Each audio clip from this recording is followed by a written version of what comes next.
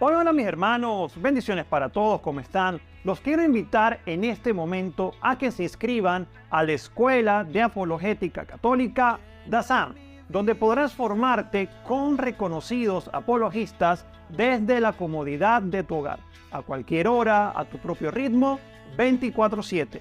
Podrás encontrar el enlace de acceso a la escuela en la descripción de este video y en la caja de comentarios. Católico ignorante, futuro protestante. Para que no te pase, te recomiendo el libro del apologista católico Martín Zavala, Respuestas Católicas Inmediatas, donde aprenderás sobre el purgatorio, bautismo de bebés, diezmo protestante, imágenes religiosas, virginidad de María y muchas más. Lo puedes encontrar en defiendetufe.com. Que no cualquiera puede ser exorcista. Yo a veces escucho que hay hombres y mujeres que dicen ser exorcistas, ¿no? Generalmente en las sectas protestantes vemos Sí, mucho eso. y me llama profundamente la atención, incluso dentro del sesgo de la vida religiosa católica, hay personas que Sí, viviendo la también, vida de la también. fe, se dicen a sí mismas exorcistas, pero esta es una situación de sofisma de lenguaje, porque el exorcista tiene que ver con una condición meramente sacerdotal. Es decir, para ser exorcista, lo primero que tengo que hacer es ser sacerdote. Si no soy Claro, sacerdote, no puedo ser exorcista. Lo segundo es que no todos los sacerdotes son exorcistas, ¿sí? Porque el exorcismo es un ministerio que solamente es conferido a través del obispo, por sí. una letra canónica, es decir, por un nombramiento canónico. El obispo del lugar dispone que el sacerdote X, Y o Z sea sacerdote exorcista. Luego no es un mandato, no es una vocación personal, ¿verdad? No es como el que le gusta el pan y come pan. Es una cosa que va mucho más allá. Yo conozco hermanos sacerdotes exorcistas que no queriendo serlo, el obispo les pide, ciertamente por un nombramiento, este llamado. Y luego entonces el Señor llama a través del obispo, a través de esta norma canónica, y luego entonces el sacerdote, legítimamente ordenado, habiendo recibido por conferencia la letra canónica de exorcista, es exorcista, ¿no? Es decir, que el nombramiento es un nombramiento del obispo. ¿Y por qué? Porque aquí hay dos cosas importantes a tener en cuenta. La primera es que el único que tiene la plenitud del sacerdocio de Cristo es el obispo. El obispo participa de la plenitud del sacerdocio de Cristo, y por ser obispo tiene la plenitud del sacerdocio de Cristo. Los sacerdotes participamos de esa plenitud, no tenemos la plenitud del sacerdocio de Cristo.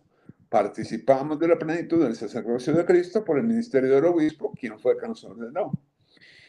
Por tanto, el ministerio del exorcismo es un ministerio conferido directamente a los obispos. Es decir, el primer exorcista oficial de cada diócesis, de cada arquidiócesis, sería el obispo en este caso, que es el Sí, ordinario del lugar. Salvo que, pues vamos a ser francos, muy pocos obispos se dedican a este ministerio de manera natural. Entonces, luego nombran a un sacerdote para aquello. No es meramente el llamado, es también entender que este llamado es rodeado de muchos intríngulis, porque, pues por supuesto, no solamente decir es yo soy exorcista, eh, pero claro, hay una situación que aboga el ministerio del exorcismo, y es que lo más hermoso de este ministerio es que el sacerdote exorcista no ora en razón de su ministerio, del ministerio personal que ha sido conferido por la iglesia. Es muy hermoso esto, porque cuando el sacerdote ora haciendo un exorcismo, por ejemplo, es toda la iglesia operando en ese exorcismo. Es decir, con la oración sacerdotal del exorcista, el exorcista pone en su oración, en sus labios y en su corazón, el poder de toda la iglesia. Por eso esta oración no la puede hacer cualquiera, porque esta oración es la oración de toda la iglesia, ¿sí? De todo el poder espiritual de la iglesia en las palabras del sacerdote.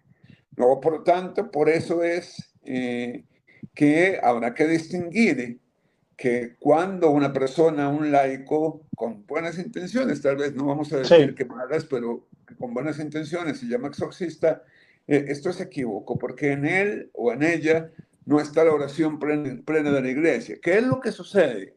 Que es que hay que distinguir algo en particular.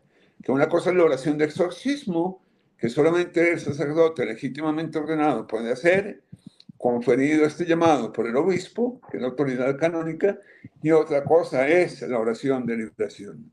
Esto es distinto, ¿verdad? Exactamente. Porque el exorcismo, el sacerdote exorcista puede hacer una oración en donde él mismo domeña, manda, ordena a Satanás retirarse de aquel cuerpo, de aquella situación particular que ha venido infestando el enemigo. Y es entonces, insisto, es la plenitud del ministerio, del misterio de la iglesia en palabras del sacerdote, y luego por esa autoridad del sacerdote en poder ciertamente de esta oración, confiere a través de esta oración el poder de la iglesia, y por tanto entonces él en su propio nombre, en razón del poder de la iglesia, ordena a Satanás que se marche. Pero no es así con el ejercicio de la liberación. En el ejercicio de la liberación comanda, es decir, pide a la persona, pide al laico, también puede pedir al sacerdote, a Dios, para que de especial manera esa persona sea liberada. Es decir, en la oración de liberación yo ruego a mi Diosito, ruego a mi Dios, ruego a los santos, ruego a nuestra Madre del Cielo, para que sean ellos quienes liberen a esa persona. No es mi orden, es que yo pongo en mi oración, en mi plegaria humilde y sencilla, por supuesto, esto en manos de Dios aquel ejercicio. Luego entonces, si verás, es muy distinta la oración que se hace respecto a un exorcismo que respecto a la oración de liberación. La oración de liberación es simplemente yo le pido a Dios por esta alma y por esta persona para que Dios sea quien obre. El exorcista hace una oración, pero es él mismo, en razón de su ministerio conferido por el obispo, la Iglesia Universal, la que comanda, la que demanda, el que ordena de especial manera el que Satanás fuera expulsado del sitio donde estuviere. Entonces, aquí hay dos cosas realmente totalmente distintas, y en razón de eso, por eso hemos de entender que no toda persona es exorcista, así que tengan cuidado.